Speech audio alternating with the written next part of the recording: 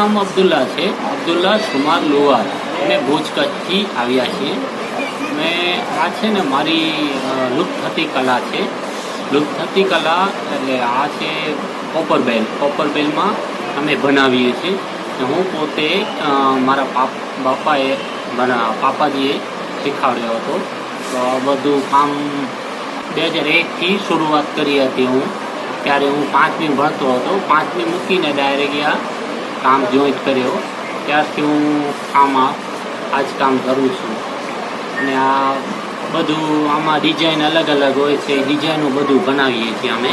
કોપરબેલમાં 1 નંબરથી કરીને 14 નંબર સુધી બનાવીએ છીએ. તો કોપરબેલમાં એક પિત્તળ, ત્રાંબુ, લોખંડ બધું એક મિક્સમાં નાખીએ છીએ. પહેલે તો કાચું પતરું લઈએ છીએ. પતરું લઈને આમાં 3 ભાગ હોય છે. 3 ભાગમાં 1, 2, 3 કરીને ભાગ હોય છે. એ બનાવી પછી બેલ તૈયાર થાય છે. બેલ પછી એના ઉપર પાવડર નાખીએ છીએ. જે લેડીઝ અમારી જે કોઈક ઘરવાળી હોય તો એ પણ લેડીઝનું કામ હોય છે કે માટીનું આના ઉપર માટી કામ કરે. આ બધું સાંકળેલો સમજી લો ને. ફેમિલી બધાએ આમાં સાંકળેલા છે. કેમ કે લેડીઝનું કામ આમાં હોય છે. માટીનું આના ઉપર માટી પર લગાવીએ છીએ. આ કોપરબેલ પછી બની જાય છે.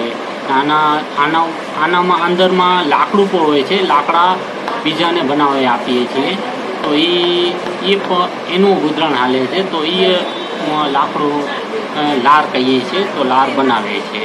આ 1 નંબરની બેલ છે. 1 નંબરની બેલ સમજી લો ને. આ અહીંયા એક્ઝિબિશનમાં આવીએ છીએ તો 50 રૂપિયામાં એક્ઝિબિશનમાં વેચીએ છીએ.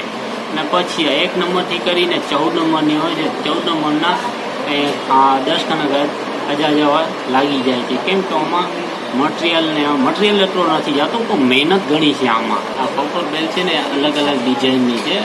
આમાં ટાઈમ્સ અલગ અલગ હોય છે. આ ઘરમાં ડેકોરેશન માટે અને મંદિરમાં લગાવે છે બધા લોકો. અને બેલ ઘર માટે સારી છે. અને વધારે પૂરતો અમારું છે દિવાળીમાં જ હાલે છે.